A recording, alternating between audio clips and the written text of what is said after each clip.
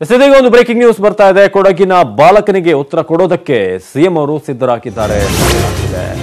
ಇಂದು ಮತ್ತು ನಾಳೆ 2 ದಿನ ಕೊಡಗಿನಲ್ಲಿ ಎಚ್ ಡಿ ಕುಮಾರಸ್ವಾಮಿ ವಾಸ್ತವ್ಯವನ್ನು ಹೂಡ್ತಾರೆ. ಇನ್ನು ಮಳೆಗೆ ಹಾನಿಯಾದಂತಹ ಒಂದು ಯಾವ್ಯಾವ ಪ್ಲೇಸ್ಗಳಿದಾವೆ, ಯಾವ್ಯಾವ ಜಾಗಕ್ಕೆ ಕೊಡಗಿನ ಸಮಸ್ಯೆಗೆ ಅವರು ಧ್ವನಿಯಾಗಲಿದ್ದಾರೆ, ಜೊತೆಗೆ ಸಮಸ್ಯೆಯನ್ನ ವೀಕ್ಷಿಸಲಿದ್ದಾರೆ. ಕೊಡಗಿನ ಸಮಸ್ಯೆ ಬಗ್ಗೆ ವಿವರಿಸಿದಂತಹ ಬಾಲಕನ ಮನೆಗೂ ಕೂಡ ಭೇಟಿ ಮಾಡುವಂತಹ ಸಾಧ್ಯತೆ ಇದೆ. ಹಾರಂಗಿ ಜಲಾಶಯಕ್ಕೆ ಬಾಗಿನವನ್ನು ಕೂಡ ಸಿಎಂ ಎಚ್ ಡಿ ಕುಮಾರಸ್ವಾಮಿ ಅವರು ಇದೇ ಸಂದರ್ಭದಲ್ಲಿ ಬಾಗಿನವನ್ನು ಕೂಡ ಅರ್ಪಿಸಿದ್ದಾರೆ. ಸಂಜೆ ಜಿಲ್ಲಾಧಿಕಾರಿ ಕಚೇರಿಯಲ್ಲಿ ಕೆಡಿಪಿ ಸಭೆಯನ್ನ ಕೂಡ ಸಿಎಂ ಅವರು ನಡೆಸಲಿದ್ದಾರೆ ಅಂತ ಹೇಳಲಾಗ್ತಿದೆ. ಕೊಡಗಿನ ಬಾಲಕನಿಗೆ ಉತ್ತರ ಕೊಡೋದಕ್ಕೆ ಈಗ ಸಿದ್ಧರಾಗಿರೋದು ಎಚ್ ಡಿ ಕುಮಾರಸ್ವಾಮಿ ಅವರು. ಇಂದು ಮತ್ತು ನಾಳೆ ಕೊಡಗಿನಲ್ಲೇ ವಾಸ್ತವ್ಯವನ್ನ ಹೂಡ್ತಾರೆ. ನಾಳೆ ಬೆಳಗ್ಗೆ ಭಾಗಮಂಡಲದ ಭಗಂಡೇಶ್ವರ ಸ್ವಾಮಿಗೆ ಪೂಜೆಯನ್ನ ಕೂಡ ಸಲ್ಲಿಸ್ತಾರೆ ಅಂತ ಹೇಳಲಾಗ್ತಿದೆ. ಇನ್ನು ಈ ಬಾಲಕನ ವಿಡಿಯೋ ಸಾಕಷ್ಟು ವೈರಲ್ ಆಗಿತ್ತು. ಜೊತೆಗೆ ಅಲ್ಲಿನ ಸಮಸ್ಯೆ ಬಗ್ಗೆ ಆತ ಬಹಳ ಎಳೆ ಹಾಕಿ ಬಿಚ್ಚಿಟ್ಟಿದ್ದ. ಈಗ ಕುಮಾರಸ್ವಾಮಿ ಅವರು ಈಗ ಒಂದು ವಿಡಿಯೋ ಬಗ್ಗೆ ಕೂಡ ಸಭೆಯೊಂದರಲ್ಲಿ ವೇದಿಕೆಯಲ್ಲೇ ಮಾತನಾಡಿದ್ರು. ಈಗ ನಾಳೆ ತಲಕಾವೇರಿಗೆ ಕೂಡ ಭೇಟಿ ಕೊಡ್ತಾರೆ. ಕೊಡಗಿನ ಬಾಲಕನ ಒಂದು ಪ್ರಶ್ನೆಗಳಿಗೆ ಉತ್ತರ ಕೊಡೋದಕ್ಕೆ ಈಗ ಕುಮಾರಸ್ವಾಮಿ ಅವರು ಕೊಡಗಿಗೆ ಹೋಗಿದ್ದಾರೆ ಅಂತ ಹೇಳಲಾಗ್ತಿದೆ.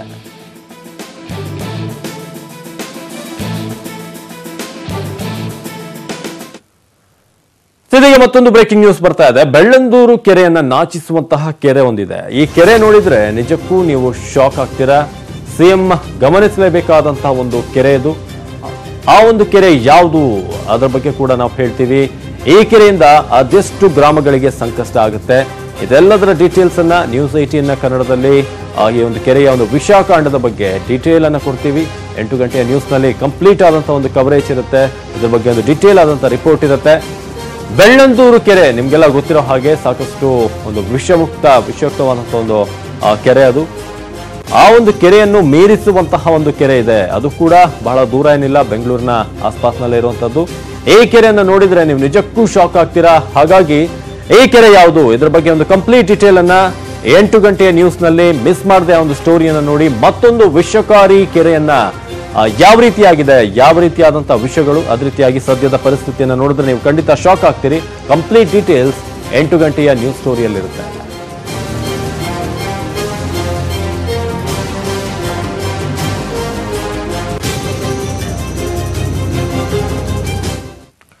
ಹಾಗಾದ್ರೆ ಆ ಒಂದು ಕೆರೆ ಇರೋದಲ್ಲಿ, ಆ ಕೆರೆಯಲ್ಲಿ ಏನೆಲ್ಲ ವಿಷಯುಕ್ತ ಪದಾರ್ಥಗಳಿದಾವೆ, ಜೊತೆಗೆ ಆ ಕೆರೆ ನೋಡೋಕೆ ಹೇಗಿದೆ? ಯಾಕಂದ್ರೆ ಬೆಳ್ಳಂದೂರು ಕೆರೆಯನ್ನು ನೀವು ಕೇಳಿರ್ತೀರಿ, ನೋಡಿರ್ತೀರಿ. ಅದೇ ರೀತಿಯಾದಂತಹ ಒಂದು ಕೆರೆ 8 ಗಂಟೆಯ ಒಂದು ನ್ಯೂಸ್ ಒಂದು ಸೆಗ್ಮೆಂಟ್ ನಲ್ಲಿ ನಿಮ್ಗೋಸ್ಕರ ಒಂದು ಡೀಟೇಲ್ ರಿಪೋರ್ಟ್ ಇರುತ್ತೆ. ಈಗ ಮುಂದಿನ ಸ್ಟೋರಿಯನ್ನ ನೋಡೋದಾದ್ರೆ, ಸಂಸತ್ನಲ್ಲಿ ಕಾಂಗ್ರೆಸ್ಗೆ ಸಂಖ್ಯಾಬಲ ಅಷ್ಟೇನಿಲ್ಲ, ಅದೆಲ್ಲ ನಿಮ್ಗೆಲ್ಲ ಗೊತ್ತಿರುವಂತಹ ವಿಚಾರ. ಆದ್ರೂ ಕೂಡ ಮೋದಿ ಸರ್ಕಾರದ ವಿರುದ್ಧ ಅವಿಶ್ವಾಸ ಗೊತ್ತುವಳಿ ಮಾಡೋದಕ್ಕೆ ಈಗ ಮುಂದಾಗಿದ್ದಾರೆ.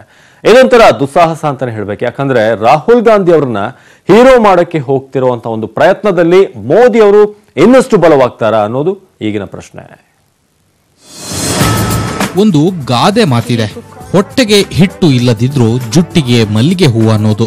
ಅಂದ್ರೆ ಸಂಖ್ಯಾಬಲ ಇಲ್ಲದಿದ್ರು ಅವಿಶ್ವಾಸ ಗೊತ್ತುವಳಿ ಮಂಡಿಸಿರೋದು.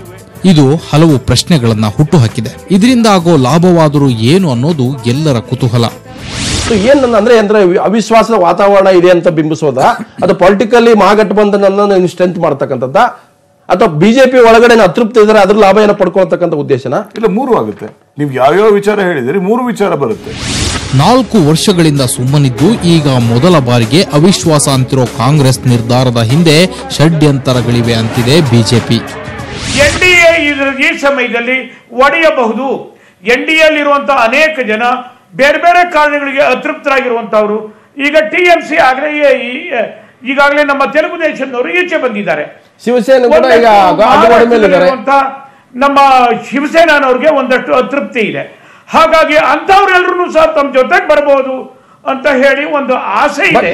ಸರ್ಕಾರದ ವಿರುದ್ಧ ಯಾರೇ ಮಾತಾಡುವಾಗಲೂ ಕೇಂದ್ರ ಚರ್ಚೆಗೆ ಬರೋದೇ ಇಲ್ಲ ಅನ್ನೋದು ಕಾಂಗ್ರೆಸ್ ವಾದ. ಹಾಗೆಯೇ ಎಲ್ಲಾ ಎನ್ಡಿಎ ವಿರೋಧಿಗಳನ್ನು ಒಗ್ಗೂಡಿಸೋದೇ ಇದರ ಉದ್ದೇಶ ಅಂತಾನೂ ಹೇಳಲಾಗ್ತಿದೆ. ಆದರೆ ಇದು ನಿಜಕ್ಕೂ ಆಗೋ ಸಂಗತಿನ ಅನ್ನೋದೇ ಚರ್ಚಾ ವಸ್ತು. ವಾಜಪೇಯಿ ಅವರು ಸೋತಿದ್ದು ಅದು ಇವತ್ತಿಗೂ ಕೂಡ ಅಂತ ಚಮತ್ಕಾರ ಅದು ಹೇಳಕ್ಕಾಗಲ್ಲ. ರಾಜಕೀಯದಲ್ಲಿ ಹೇಗಾಗುತ್ತೆ ಅಂತ ಹೇಳಿದ್ರೆ 1+1 = 2 ಅಂತ ಹೇಳಿದ್ರೆ ಅದು ಪೊಲಿಟಿಕಲ್ ಇದರಲ್ಲಿ ಕ್ಯಾಲ್ಕುಲೇಷನ್ ಅಲ್ಲಿ ಅದು ಅರಿಥಮೆಟಿಕ್ ಕೆಮಿಸ್ಟ್ರಿ ಆಗ್ಬಿಡುತ್ತೆ. ವಿಶ್ವಾಸ ಅವಿಶ್ವಾಸ ಏನೇ ಇರಲಿ, ಇದೊಂದು ಸೋಲು ಗೆಲುವಿನ ಲೆಕ್ಕಾಚಾರ. ಆದರೆ ಅದರ ಹಿಂದಿನ ಅಜೆಂಡಾನೇ ಬೇರೆ. ಆದ್ರೆ ನಿಮ್ದು 130 ವರ್ಷದ ಪಕ್ಷ ಅಲ್ಲ ಸರ್ ನಿಮ್ದು. ಅದು ಸರಿ ಸ್ವಾಮಿ, 130 ವರ್ಷದಲ್ಲಿ ನಾವು ಕೆಳಗಿನ ಮಟ್ಟಕ್ಕೂ ತಿರುಗ್ತಾರಂತಲ್ಲ ಮಧುಸೂದನ್, ಪೊಲಿಟಿಕಲ್ ಚಕ್ರ ತಿರುಗ್ತಾನೆ ಇರುತ್ತಲ್ವಾ, ಎಲ್ಲ ಈಗ ಇದ್ದಂಗಿರುತ್ತಾ? ಹಾಗಿದ್ರೆ 12 ಸೀಟ್ ಸೋಲ್ದೇ ಬಾರದಾಗಿತ್ತಲ್ವಾ?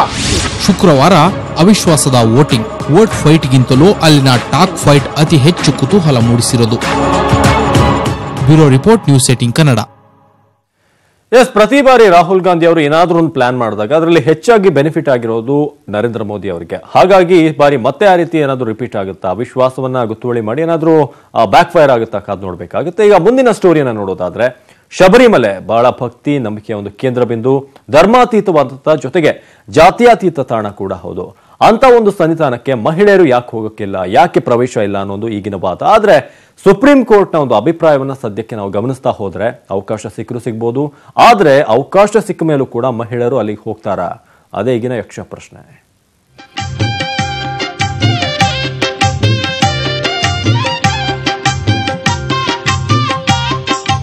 ಅಯ್ಯಪ್ಪನ ಪೂಜೆ ಒಂದು ರೀತಿ ಬ್ರಹ್ಮಚರ್ಯದ ಆರಾಧನೆ. ಇದಕ್ಕೆ ಧರ್ಮದ ಕಟ್ಟಳೆ ಇಲ್ಲ, ಜಾತಿ ಹಂಗೂ ಇಲ್ಲ. ಆದ್ರೂ ಮಹಿಳೆಯರು ಹೋಗಬೇಕಾ ಬೇಡವಾ ಅನ್ನೋದು ಜಿಜ್ಞಾಸೆ. ಕೇರಳ ಹಿಂದೂ ಧಾರ್ಮಿಕ ಸ್ಥಳಗಳ ಕಾಯ್ದೆಯಲ್ಲೂ ದೇವಸ್ಥಾನಕ್ಕೆ ಮಹಿಳೆಯರಿಗೆ ಅವಕಾಶವಿಲ್ಲ. ಹೀಗಿರುವಾಗ ಅಯ್ಯಪ್ಪ ಸ್ವಾಮಿ ದರ್ಶನಕ್ಕೆ ಅವಕಾಶ ಕೊಡಬೇಕಾ ಬೇಡವಾ ಅನ್ನೋದೇ ದಶಕಗಳ ಗೊಂದಲ. ಇದು ನಂಬಿಕೆ ಪ್ರಶ್ನೆ ಅಲ್ಲ, ಅಪ್ಪ ಹಾಕಿದ ಆಲದ ಮರ ಅಂತ ನೇಣು ಹಾಕೊಳ್ಳೋ ಪರಿಸ್ಥಿತಿ ಅಂತಾರೆ ಭಕ್ತರು. ಎಲ್ಲವೂ ಕೂಡ ಬೇರೆಯವರು ಹೇಳಿದ್ದು ಅಂತಲೇ ನಾವು ವಾದ ಮಾಡ್ಕೊಂಡು ಬರ್ತಾ ಇದ್ದೇವೆ ಹೊರತು ನಾವು ಯಾವುದನ್ನು ಅನುಷ್ಠಾನಕ್ಕೆ ತರೋ ಪ್ರಯತ್ನಗಳು ನಾವು ಯಾವುದೂ ಮಾಡಿಲ್ಲ. ಎಲ್ಲರಿಗೂ ಸಮಾನತೆ ಅಂತ ಮಾತಾಡುವಾಗ್ಲೇ ಅದನ್ನ ಅನಾದಿ ಕಾಲದಿಂದಲೇ ಪಾಲಿಸ್ತಾ ಬಂದಿರೋ ಏಕೈಕ ತಾಣ ಶಬರಿಮಲೆ ಅನ್ನೋ ವಾದ ಕೂಡ ಇದೆ. ಭಾವೈಕ್ಯತೆ, ಇಂಟಿಗ್ರಿಟಿನ ತಂದಿದ್ದಾನೆ. ಎಲ್ಲ ಯಾರೂ ಮಾಡದೇ ಇರೋದು, ಎಲ್ಲ ಡಿವಿಷನ್ ಇದೆಯಾ ಹೊರತುನು ಆ ಅಯ್ಯಪ್ಪನ ಒಂದು ನೆಪದಿಂದ ಎಲ್ಲ ಜಾತಿ ಧರ್ಮದವರು ಒಂದಾಗಿ ಒಂದು ಬಟ್ಟೆ ಹಾಕೊಂಡು ಸ್ವಾಮಿಯೇ ಶರಣು ಅಂದ್ರೆ ಅವನು ಯಾವ ಜಾತಿ ಅವನು ಅದ್ರೂ ಒಂದೇನೆ. ಕರೆಕ್ಟ್. ಬಟ್ ಯಾವ ರಾಜ್ಯ ನೋಡಿದ್ರು ನೀನ್ ಆ ಜಾತಿ, ನೀನ್ ಕೀಲು, ನೀನ್ ಮೇಲು ಅನ್ಕೊಂಡು ತಾರತಮ್ಯಗಳು ಮಾಡ್ಕೊಂಡು ಹೋಗ್ತಾ ಇದ್ದೀವಿ. ಇಂಟ್ರೆಸ್ಟಿಂಗ್ ಪಾಯಿಂಟ್ ಸಿಗ್ತಾ ಇರೋದು ಅದಕ್ಕೆ ಓನ್ಲಿ ಶಬರಿಮಲೆಯಲ್ಲಿ ಮಾತ್ರ. ಆದ್ರೆ ವಿಚಾರವಾದಿಗಳ ವಾದವೇ ಬೇರೆ. ಜಾತ್ಯಾತೀತ, ಧರ್ಮಾತೀತ ಅಂತ ಹೇಳಿ ಅಲ್ಲಿ ಲಿಂಗಾತೀತ ಕೂಡ ಯಾಕೆ ಬರೋದಿಲ್ಲ? ಆಲ್ ಸಾರ್ಟ್ಸ್ ಆಫ್ ಇಕ್ವಾಲಿಟಿ ಅಂತ ಹೇಳುವಾಗ ಜೆಂಡರ್ ಇಕ್ವಾಲಿಟಿ ಯಾಕೆ ಅಲ್ಲಿ ಬರಬಾರ್ದು? ಭೂತಗನ್ನಡಿಯಲ್ಲಿ ಇದೇ ವಿಚಾರದ ಚರ್ಚೆಗೊಂದು ವೇದಿಕೆ ಇತ್ತು. ಆಗ ಅಯ್ಯಪ್ಪ ಭಕ್ತ ಶಿವರಾಮ್, ವಿಚಾರವಾದಿ ನರೇಂದ್ರ ನಾಯಕ್ ನಡುವಿನ ವಾದ ಹೀಗಿತ್ತು. ವ್ರತ ಅನ್ನೋದು ಇದೆಯಲ್ಲ, ಅದು ನೀವೇ ಹೇಳಿದ್ರಿ ಕಠಿಣ ಹಾಗೆ ಹೇಗೆ ಅಂತ. ಅದನ್ನ ಕೆಲವು ಹೆಂಗಸರು ಪಾಲಿಸೋದಕ್ಕೆ ಸಾಧ್ಯ ಆಗೋಲ್ಲ. ಇನ್ನೊಂದೇನಾದ್ರೆ ಗಂಡಸರಿಗೇನೆ ಶೌಚಾಲಯಗಳು ಇಲ್ದಿರ ಅಲ್ಲಿ ಬಯಲು ಹುಡುಕೊಂಡು ಹೋಗ್ತಾರೆ. ಅಲ್ಲಿ ಹೆಂಗಸರು ಹಾಗೆ ಮಾಡಕ್ಕಾಗುತ್ತಾ? ಅದೇ ರೀತಿಯಲ್ಲಿ ಎಲ್ಲಾ ದೇವಸ್ಥಾನಗಳಲ್ಲೂ, ತಿರುಪತಿ ದೇವಸ್ಥಾನದಲ್ಲೂ ಅದೇ ಇರ್ತದೆ ಪ್ರಾಯಶಃ. ಯಾಕಂದ್ರೆ ಶಬರಿಮಲೆಗೆ ಹೋಗ್ಬಿಟ್ಟು ಬನ್ನಿ, ಆಮೇಲೆ ಬೇರೆ ದೇವಸ್ಥಾನಗಳು ಹೋಲಿಸಬಹುದು. ನೋಡಿ, I am not interested in going to ದೇವಸ್ಥಾನ. ಕೇಳಿಸ್ಕೊಳ್ಳಿ, ಜನ ಜಂಗುಳಿ ಇರೋದು ದೇವಸ್ಥಾನಗಳಲ್ಲಿ ಮಾತ್ರ ಅಲ್ಲ, ಸಿನಿಮಾ ಥಿಯೇಟರ್ಗಳಲ್ಲೂ ಇರ್ತದೆ. ವಾದ ವಿವಾದ ಮುಗಿದ ಮೇಲೆ ತೀರ್ಪು ಮಹಿಳೆಯರ ಪರ ಆದ್ರೂ ಕೂಡ ಮಹಿಳೆಯರು ಅಲ್ಲಿಗೆ ಹೋಗ್ತಾರಾ ಅನ್ನೋದು ಪ್ರಶ್ನೆ. ಬಹುತೇಕರು ಒಲ್ಲೆ ಅಂತಾರೆ. ಯಾಕಂದ್ರೆ ಅದು 41 ದಿನಗಳ ಕಠಿಣ ವ್ರತ. ಆಯ್ಕೆ ಇರಬೇಕು, ನಿಷೇಧ ಇರಬಾರದು. ಆಯ್ಕೆ ಇರಬೇಕು. ಹೋಗೋರು ಹೋಗ್ಬೋದು, ಹೋಗದಿದ್ದವ್ರು ಬಿಡ್ಬಹುದು. ಶಿವರಾಮ್ ಅವರೇ, ಒಂದು ವೇಳೆ ಮಹಿಳೆಯರಿಗೆ ಪ್ರವೇಶ ಅಂತ ಕೊಟ್ಟರು ಕೂಡ ಮಹಿಳೆಯರು ಹೋಗ್ತಾರೆ ಅಲ್ಲಿಗೆ ಅಂತ ತಮಗನ್ಸತ್ತ? ನಂಬಿಕೆ ಇದೆಯಾ? ತುಂಬಾ ಜನಕ್ಕೆ ಹೋಗಲ್ಲ ಅಂತ ನಾನು ಹೋಗಲ್ಲ. ಹಾಗಿದ್ದಾಗ ಕೋರ್ಟ್ ಏನೇ ವರ್ಡಿಕ್ಟ್ ಕೊಟ್ಟರೂ ಕೂಡ it may not have any implications. Try ಮಾಡ್ಲಿಕ್ಕೆ ಗೊತ್ತಾಗುತ್ತೆ. ಓಕೆ. ಚರ್ಚೆಗಳು, ಆಲೋಚನೆಗಳು ಏನೇ ಇದ್ರೂ ಸಮಾಜದ ಕ್ರಾಂತಿಕಾರ ಬೆಳವಣಿಗೆ, ಹೊಸ ಆಲೋಚನೆ, ಸಂಪ್ರದಾಯಕ್ಕೆ ಸಡ್ಡು ಹೊಡೆಯೋ ಆಚರಣೆಗಳಿಗೆ ಇದೊಂದು ಪ್ಲಾಟ್ಫಾರ್ಮ್ ಆಗೋದಂತೂ ಖಚಿತ. Bureau report, news 18 Kannada. ವಿರಾಮದ ನಂತರ ಕನ್ನಡ ನಾಡಿಗೆ ಮತ್ತೆ ಸ್ವಾಗತ. ಈಗ ಒಂದು ಬ್ರೇಕಿಂಗ್ ನ್ಯೂಸ್ ಬರ್ತಾ ಇದೆ, ಬನ್ನಿ ನೋಡ್ಕೊಂಡ್ ಬರೋಣ.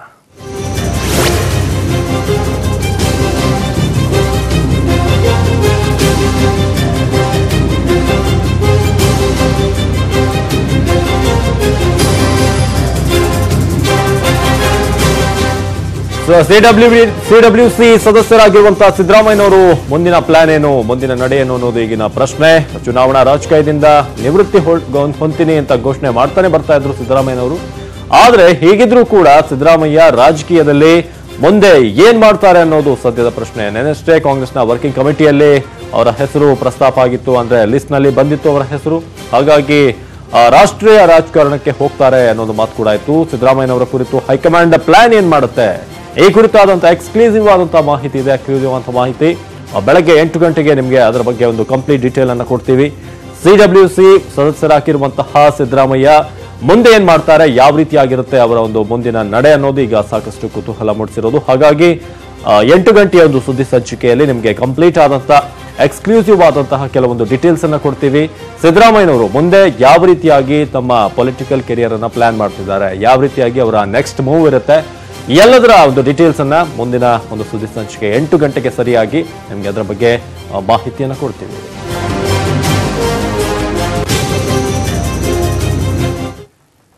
ಸಾಮಾನ್ಯವಾಗಿ ಸ್ವಾತಂತ್ರ್ಯ ದಿನಾಚರಣೆ, ಅದೇ ರೀತಿಯಾಗಿ ಗಣರಾಜ್ಯೋತ್ಸವ, ಆ ಒಂದು ಹಬ್ಬಗಳ ಸೇರಿದಂತೆ ರಾಷ್ಟ್ರೀಯ ಹಬ್ಬಗಳ ದಿನ ಕೈದಿಗಳನ್ನ ಬಿಡುಗಡೆ ಮಾಡೋದು ವಾಡಿಕೆ. ಆದ್ರೆ ಈಗ ಮಹಾತ್ಮ ಗಾಂಧೀಜಿಯವರ 150ನೇ ಹುಟ್ಟುಹಬ್ಬದ ಅಂಗವಾಗಿ ಗಾಂಧೀಜಿಯವರ ವಿಶೇಷ ದಿನಗಳಂದು 3 ಹಂತಗಳಲ್ಲಿ ಕೈದಿಗಳ ಬಿಡುಗಡೆಗೆ ಕೇಂದ್ರ ಸರ್ಕಾರ ಮುಂದಾಕಿದೆ. ಹಾಗಾಗಿ ಇದು ಒಂದು ರೀತಿಯಾಗಿ ಕೈದಿಗಳ ಪಾಲಿಗೆ ಗುಡ್ ನ್ಯೂಸ್ ಅಂತ ಹೇಳಬೇಕು.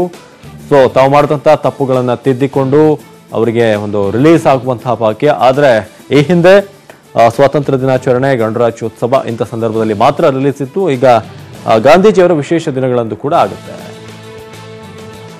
ಹಾಗಿದ್ರೆ ಯಾರನ್ನ ಬಿಡುಗಡೆ ಮಾಡ್ತಾರೆ ಅಂತ ನೋಡೋದಾದ್ರೆ, ಅರ್ಧದಷ್ಟು ಶಿಕ್ಷೆ ಅನುಭವಿಸಿದ 55 ವರ್ಷದ ಮಹಿಳಾ ಕೈದಿಗಳು, ಇವ್ರನ್ನ ರಿಲೀಸ್ ಮಾಡಲಾಗುತ್ತೆ.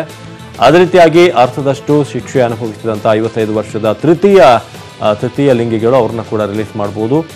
ಅರ್ಧದಷ್ಟು ಶಿಕ್ಷೆ ಅನುಭವಿಸಿದ 60 ವರ್ಷದ ಪುರುಷ ಕೈದಿಗಳು, ಇವರಿಗೂ ಕೂಡ ಬಿಡುಗಡೆ ಭಾಗ್ಯ ಇದೆ. ಇನ್ನು ಅರ್ಧದಷ್ಟು ಶಿಕ್ಷೆ ಅನುಭವಿಸಿದ 70% ಅಂಗವಿಕಲತೆ ಹೊಂದಿರುವಂತಹ ಕೈದಿಗಳು, ಅವ್ರನ್ನು ಕೂಡ ರಿಲೀಸ್ ಮಾಡುವಂತಹ ಸಾಧ್ಯತೆ ಇದೆ, ಅವ್ರನ್ನ ಬಿಡ್ತಾರೆ. ಮಾನಸಿಕ ಅಸ್ವಸ್ಥರು ಈಗಾಗಲೇ 66% ಶಿಕ್ಷೆಯನ್ನು ಅನುಭವಿಸಿದಂತಹ ಕೈದಿಗಳನ್ನ ಕೂಡ ರಿಲೀಸ್ ಮಾಡಲಾಗುತ್ತೆ.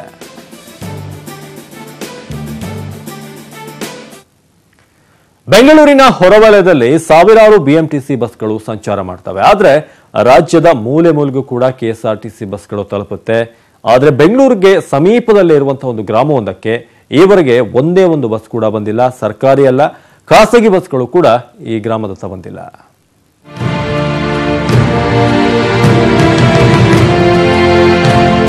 ಇದೇ ನೋಡಿ, ರಾಜಧಾನಿ ಮಗ್ಗುಲಲ್ಲೇ ಇದ್ರೂ ಬಸ್ ಕಾಣದ ಗ್ರಾಮ. ಇದು ಬೆಂಗಳೂರು ಹೊರವಲಯ ಆನೇಕಲ್ ಸಮೀಪದ ಚಿನ್ನಯ್ಯನಪಾಳ್ಯ ಗ್ರಾಮ. ಈ ಗ್ರಾಮಕ್ಕೆ ಈವರೆಗೆ ಒಂದೇ ಒಂದು ಬಸ್ ಬಂದಿಲ್ಲ. ಸರ್ಕಾರಿ ಬಸ್ ಅಷ್ಟೇ ಅಲ್ಲ, ಖಾಸಗಿ ಬಸ್ ಕೂಡ ಬಂದಿಲ್ಲ. ಇದಕ್ಕೆ ಕಾರಣ ಈ ಗ್ರಾಮದ ರಸ್ತೆ.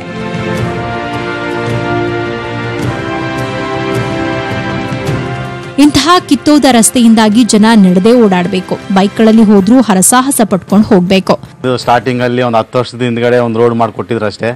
ಅದು 10 ವರ್ಷದಿಂದ ಓಡಾಡಿ ಹೆವಿ ವೆಹಿಕಲ್ಸ್ ಬಂದು ಅಲ್ಲಿ ಗ್ರಾನೈಟ್ ಫ್ಯಾಕ್ಟ್ರಿಲಿ ಅಂತ ಗೋಡನ್ಗಳೆಲ್ಲ ಮಾಡಿ ಎಲ್ಲ ಹಾಳು ಮಾಡಿ ಇಕ್ಕವ್ರೆ. ತುಂಬ ಇಲ್ಲಿ ಒಂದು 4 ಇಂಚು ಜಲ್ಲಿ ಹಾಕ್ಬಿಟ್ಟು ಅದ್ರ ಮೇಲೆ 1 ಇಂಚು ತಾರ ಹಾಕಿದ್ರು. ಅದು ಫುಲ್ಲು ಗ್ರಾನೈಟ್ ಫ್ಯಾಕ್ಟ್ರಿಗೆಲ್ಲ ಪರ್ಮಿಷನ್ ಕೊಟ್ಟು, ಇದು ಗ್ರೀನ್ ಬೆಲ್ಟ್ ಏರಿಯಾ, ಅಲ್ಲೂ ಗ್ರಾನೈಟ್ ಫ್ಯಾಕ್ಟ್ರಿಗಳು ದಂಧೆ ನಡೀತಾ ಇದೆ. ಇಲ್ಲಿ ಅದನ್ನು ಕೇಳೋರು ಯಾರೂ ಇಲ್ಲ. ಹಂಗಾಗಿ ನಮ್ಮ ಊರಿಗೆ ಬರೋ ರೋಡೆಲ್ಲ ಅಧ್ವಾನ ಮಾಡಿಕ್ಕವ್ರೆ. ಇಂತಹ ರಸ್ತೆಯಿಂದಾಗಿ ಬಸ್ ಪ್ರಯಾಣ ಸಾಧ್ಯವಾಗದೆ ಹಲವರು ಶಾಲೆಗೆ ಹೋಗೋದನ್ನೇ ಬಿಟ್ಟಿದ್ದಾರಂತೆ. ತುಂಬಾ ದೂರ ಸ್ಕೂಲ್ಗೆ ಹುಡುಗರಿಗೆ ಹೋಗ್ಬೇಕಾದ್ರೆ, ಅದು ಇಲ್ಲಿಂದ ನಡಿಬೇಕಾದ್ರೆ ಅವರಿಗೆ 4-5 ಕಿಲೋಮೀಟರ್ ಆಗುತ್ತೆ. ಅದು ಮಳೆ ಗಿಳೆ ಬಂದ್ರೆ ಅವರಿಗೆ ಮೈಗೂ ಹುಷಾರಿಲ್ದಿರ ಮನೇಲಿ ಬಂದು ಮಲ್ಕೊಂತಾರೆ. ಅಷ್ಟು ಬಿಟ್ರೆ ಇದು ರೋಡು ಅದು ಇದು ಬಸ್ಸು ಗಿಸ್ಸು ಯಾವುದು ಔಷಧಿ ಮಾಡ್ತಾ ಇಲ್ಲ ನಮ್ಮೂರಿಗೆ. ಯಾರನ್ನ ಹುಡುಗರು ಒಬ್ರೊಬ್ರೆ ಹೋದ್ರೆ ಏನನ್ನ ಆದ್ರೆ ಯಾರ್ ಜವಾಬ್ದಾರಿ? ಅವ್ರನ್ನ ಕೇಳಿದ್ರೆ ಕೇಳ್ತೀವಿ, ಆಯ್ತು ಎಲ್ಲ ಔಷಧಿ ಮಾಡ್ತೀವಿ ಅಂತಾರೆ. ಅವರು ಯಾರು ತಲೆಗಚ್ಕೊಳ್ಳಲ್ಲ ಮೇಲೆ. ಈಗಲಾದ್ರೂ ಜನಪ್ರತಿನಿಧಿಗಳು ಈ ಗ್ರಾಮಕ್ಕೆ ಬಂದು ರಸ್ತೆ ಬಸ್ ವ್ಯವಸ್ಥೆ ಮಾಡ್ತಾರಾ ನೋಡ್ಬೇಕು.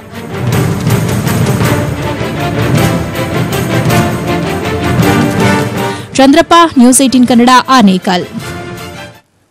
ಮುಂದೆ ತುಂಗಭದ್ರಾ ಜಲಾಶಯದ ವ್ಯಾಪ್ತಿಯ ಕಾಲುವೆಗಳಿಗೆ ಹರಿಯುವಂತಹ ನೀರನ್ನ ಯಾರೂ ಕೂಡ ಕದಿಯೋಕೆ ಸಾಧ್ಯವಾಗಲ್ಲ. ಯಾಕಂದ್ರೆ ಸ್ವಲ್ಪ ನೀರು ಕದ್ರೂ ಕೂಡ ಗೊತ್ತಾಗ್ಬಿಡುತ್ತೆ. ಅಂತಹದೊಂದು ತಂತ್ರಜ್ಞಾನವನ್ನ ಟಿಬಿ ಬೋರ್ಡ್ ಅಧಿಕಾರಿಗಳು ಅಳವಡಿಕೆ ಮಾಡಿದ್ದಾರೆ.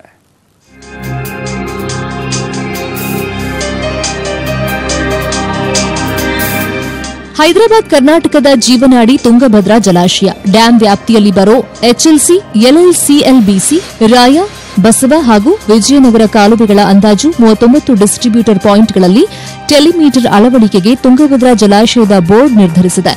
ಕಳೆದ ವರ್ಷ ಕೇವಲ 6 ಕಡೆಗಳಲ್ಲಿ ಮಾತ್ರ ಟೆಲಿಮೀಟರ್ ಅಳವಡಿಕೆಗೆ ಬೋರ್ಡ್ ಮುಂದಾಗಿತ್ತು. ಇದೀಗ ಮತ್ತಷ್ಟು ಕಡೆಗಳಲ್ಲಿ ಅಳವಡಿಕೆಗೆ ತಯಾರಿ ಮಾಡಿಕೊಂಡು ತನ್ನ ವ್ಯಾಪ್ತಿಯನ್ನು ವಿಸ್ತರಿಸಿದೆ. ಇದು ಬಹಳ ವೈಜ್ಞಾನಿಕವಾಗಿ ಥೈಲ್ಯಾಂಡ್ನಲ್ಲಿರ್ತಕ್ಕಂಥ ಏರಿಯಾಗಳಿಗೆ, ಎಲ್ಲ ಕಾಲುವೆಗಳಿಗೆ, ಸಬ್ ಕಾಲುವೆಗಳಿಗೆ ನೀರು ಮುಟ್ಟಿಸ್ತಕ್ಕಂಥ, ಕೊನೆ ಥೈಲ್ಯಾಂಡ್ ಬರ್ತಕ್ಕಂಥ ರೈತರಿಗೆ ಕರೆಕ್ಟಾಗಿ ನೀರು ಮುಟ್ತಕ್ಕಂಥ ಅವಕಾಶ ಮಾಡ್ತಕ್ಕಂಥದ್ದಾದರೆ ಸಂಪೂರ್ಣವಾಗಿ ನಾವು ರೈತರು ಬೆಂಬಲಿಸ್ತೇವೆ. ಈ ಹಿಂದೆ ಕೇವಲ 6 ಡಿಸ್ಟ್ರಿಬ್ಯೂಟರ್ ಪಾಯಿಂಟ್ಗಳಲ್ಲಿ ಟೆಲಿಮೀಟರ್ ಅಳವಡಿಕೆಯಿಂದ ಅಂದಾಜು 14 ಟಿಎಂಸಿಯಷ್ಟು ನೀರು ಅನಧಿಕೃತವಾಗಿ ಬಳಕೆ ಆಗ್ತಾ ಇರೋದನ್ನು ಪತ್ತೆ ಹಚ್ಚಲಾಗಿದೆ. ಹೀಗಾಗಿ ನೆರೆಯ ಆಂಧ್ರಪ್ರದೇಶ, ತೆಲಂಗಾಣದ ಜೊತೆ ಹೈದರಾಬಾದ್ ಕರ್ನಾಟಕ ಭಾಗದ 3 ಜಿಲ್ಲೆಗಳ ಡಿಸ್ಟ್ರಿಬ್ಯೂಟರ್ ಪಾಯಿಂಟ್ಗಳಲ್ಲಿ ಟೆಲಿಮೀಟರ್ ಅಳವಡಿಕೆಗೆ ಸುಮಾರು 8 ಕೋಟಿ ಅನುದಾನ ಬಿಡುಗಡೆಯಾಗಿದೆ. 39 ಟೆಲಿಮೀಟರ್ ಅಳವಡಿಸಲಾಗ್ತಾ ಇದ್ದು, ಯಾವ ಡಿಸ್ಟ್ರಿಬ್ಯೂಟರ್ಗಳಿಂದ ಹೆಚ್ಚು ನೀರು ಹೋಗಿದೆ, ಎಷ್ಟು ಬಳಕೆಯಾಗ್ತಾ ಇದೆ ಅನ್ನೋದರ ಲೆಕ್ಕ ಸಿಗಲಿದೆ. ಈ ಮೂಲಕ ಎಷ್ಟು ನೀರು ಕಳವಾಗ್ತಾ ಇದೆ ಅನ್ನೋದನ್ನ ಲೆಕ್ಕ ಹಾಕಬಹುದಾಗಿದೆ. ನಮ್ಮ ಒತ್ತಾಯ ಏನಂದ್ರೆ, ನೀವು ಟೆಲಿಮೀಟರ್ ಅಳವಡಿಸಿದ ನಂತರ ಕಾಲುವೆ ಕೊನೆ ಭಾಗದಲ್ಲಿ ಕೂಡ ನೀವು ಟೆಲಿಮೀಟರ್ ಅಳವಡಿಸಬೇಕು. ಅಂದ್ರೆ ಯಾವ್ಯಾವ ಉಪಕಾಲುವೆಗಳೇ ನಿಗದಿತ ಗೇಜ್ ಅನ್ನ ಮೇಂಟೈನ್ ಮಾಡಲಿಕ್ಕೆ ಅದು ಅನುಕೂಲ ಆಗ್ತದೆ. ಈ ತಂತ್ರಜ್ಞಾನ ಅಳವಡಿಕೆಯಿಂದ ಕೊನೆ ಭಾಗದ ರೈತರಿಗೂ ಸಮರ್ಪಕ ನೀರು ಪೂರೈಕೆಯಾಗುವ ಆಶಾಭಾವನೆ ಅಧಿಕಾರಿಗಳದ್ದಾಗಿದೆ. ಶರಣು ಹಂಪಿ, ನ್ಯೂಸ್ 18 ಕನ್ನಡ, ಬಳ್ಳಾರಿ.